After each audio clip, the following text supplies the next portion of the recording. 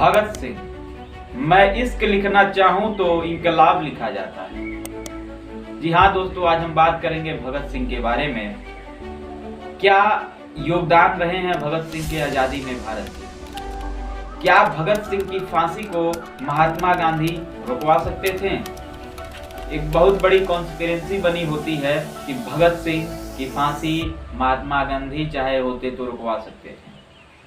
किस प्रकार के रिलेशनशिप रहे हैं महात्मा गांधी और भगत सिंह के, तो दोस्तों हम जानेंगे आज के इस ब्लॉग के माध्यम से। समय को नष्ट न करते हुए स्टार्ट करते हैं। उससे पहले चैनल को लाइक, शेयर और सब्सक्राइब कर लीजिए। दोस्तों बात करेंगे भगत सिंह के फैमिली के बारे में और उनके जन्म के बारे में। भगत सिंह का जन्म 1907 ईस्वी में बंगा जिले में होता है। जी हाँ दोस्तों, ये वही बंगा जिला है जो आज के टाइम में पाकिस्तान में है। यानी पाकिस्तान में जो पंजाब का हिस्सा है वहीं ये बंगा जिला था। भगत सिंह के पिता का नाम किशन सिंह और माता का नाम विद्यावती देवी था। इनके दोनों चाचा अजीत सिंह और सरवण सिंह भगत सिंह के जन्म के समय ही जेल से रिहा होते हैं। भगत सिंह के फैमिली के लोग बहुत पहले से ही आजादी में हिस्सेदारी लिया करते हैं। पहले से ही लोग क्रांतिकारी गतिविधियों में जुड़े हुए थे। यही कारण रहा है भगत सिंह जन्म से ही क्रांतिकारी गतिविधियों की बात किया करते थे। भगत सिंह बचपन से ही अपनी माँ से कहते थे, माँ मैं अपने देश को आजाद करूंगा।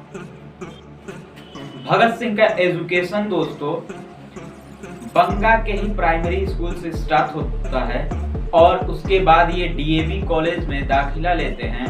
वहीं पर ये लाला लाजपत राय, रास बिहारी बोस जैसे क्रांतिकारियों के संपर्क में आते हैं। उसके बाद 1923 में इन्होंने लाहौर के नेशनल कॉलेज में दाखिला लिया। पढ़ाई के दौरान ही जब भगत सिंह 12 ईयर के होते हैं, उसी समय दोस्तों अंग्रेज क्रांतिकारी गतिविधियों से परेशान होकर के सर सिडनी की सिफारिश में 1919 को एक एक्ट जारी करते हैं। जी हाँ दोस्तों, ये वही एक्ट था जिसका नाम रॉलेट एक्ट था। अब इस एक्ट के बारे में जानकारी जुटाते हैं तो पता चलता है दोस्तों, इस एक्ट के अनुसार किसी भी भारतीय को बिना किसी सबूत और बिना किसी गवाह के ही जेल में गिरफ्तार करके डाल दिया जाता था।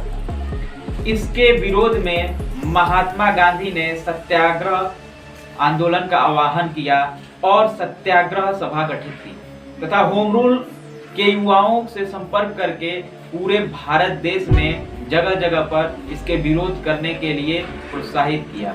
उसके बाद दोस्तों एक तारीख आती है 13 अप्रैल 1919।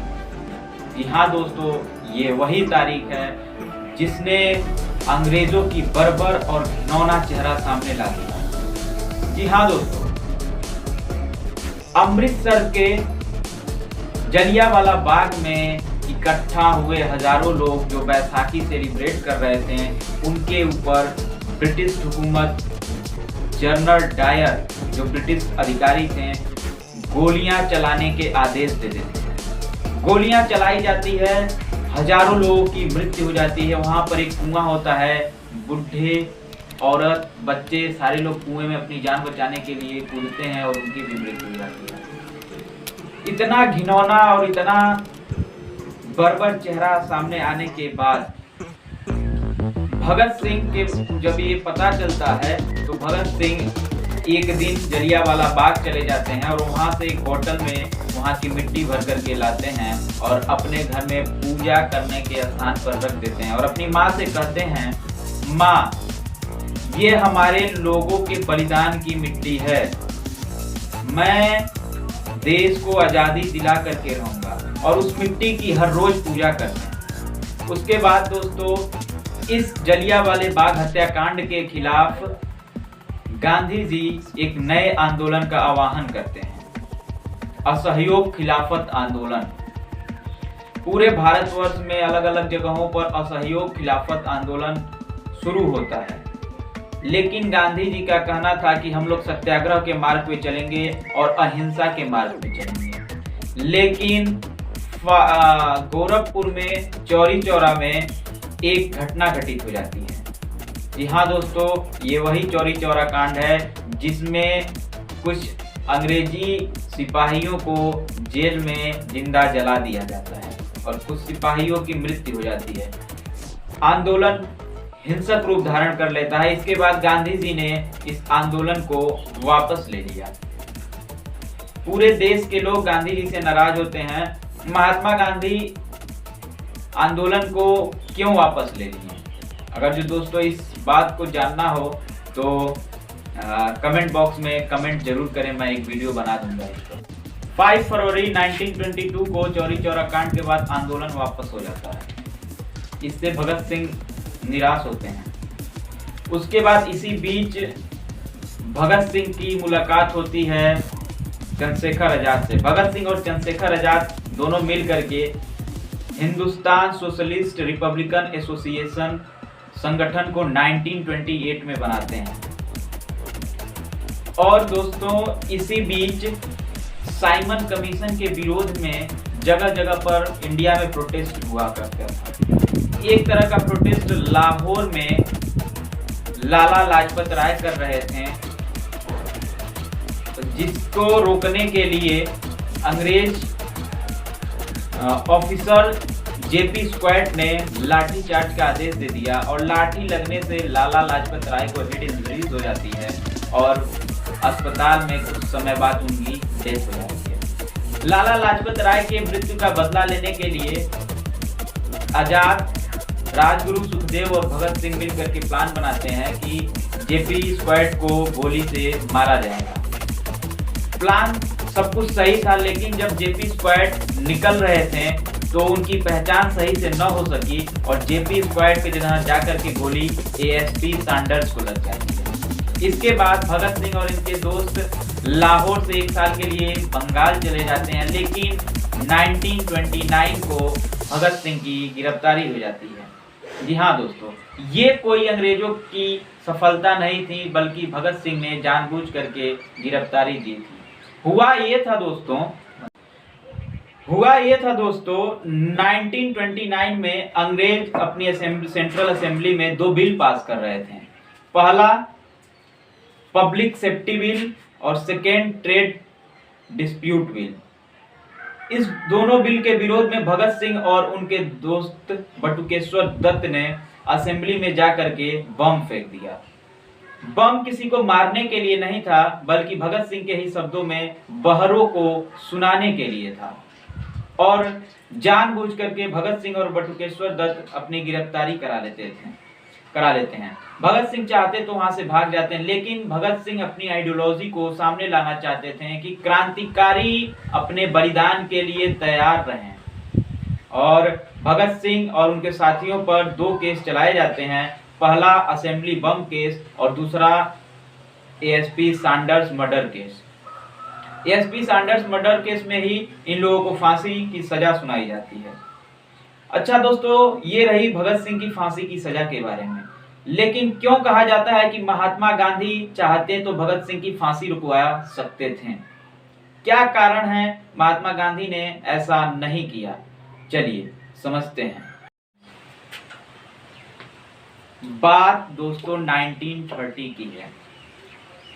हुआ ये था कि पूरे देश में सिविल डिसोबीडियंस मूवमेंट चल रहे थे, जिससे अंग्रेजी हुकूमत परेशान हो गए थे और इसको रोकने के लिए अंग्रेजी ताज राउंड टेबल मीटिंग ऑर्गेनाइज करते हैं, जिसमें महात्मा गांधी और कांग्रेस को बुलाया जाता है, जिसकी तरफ से महात्मा गांधी वहां पर जाते हैं।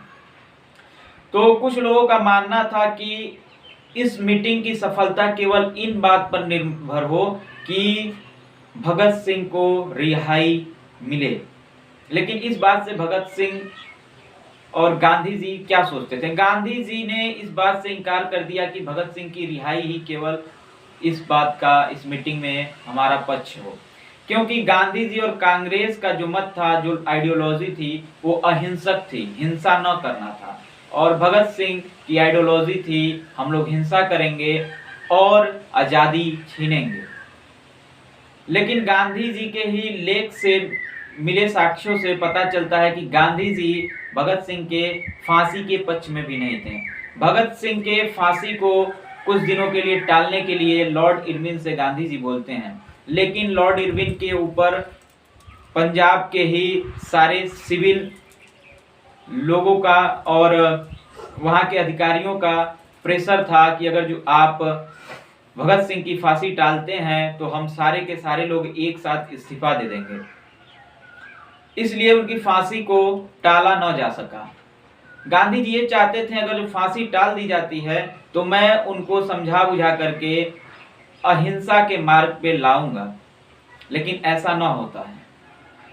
और उसके बाद राउंड टेबल मीटिंग होती है। उसी बीच जो है भगत सिंह के पिता भगत सिंह को बचाने के लिए एक पत्र राइट करते हैं अंग्रेजों को, लेकिन भगत सिंह ने इसकी कड़ी निंदा की और इससे इनकार कर दिया। भगत सिंह लिखते हैं अपने एक पत्र में कि हमें फांसी न देकर के गोली से मार दिया जाए और हमें बहुत खुशी है कि हमारी आइडियोलॉजी अब देश में पूरी तरह छा जाएगी और युवा अपने बलिदान को देने के लिए तैयार हो जाते हैं। जी हाँ दोस्तों, अब दिन आता है 23 मार्च 31 का, जिस दिन भगत सिंह, राजगुरु और सुखदेव को फांसी की सजा दे दी जाती है। देखिए दोस्तों, ना ही आप महात्मा गांधी को गलत ठहरा सकते हैं, ना ही भगत सिंह को गलत ठहरा सकते हैं, क्योंकि भगत सिंह की अपनी आइडियोलॉजी थी और महात्मा गांधी की अपनी आइडियोलॉजी थी।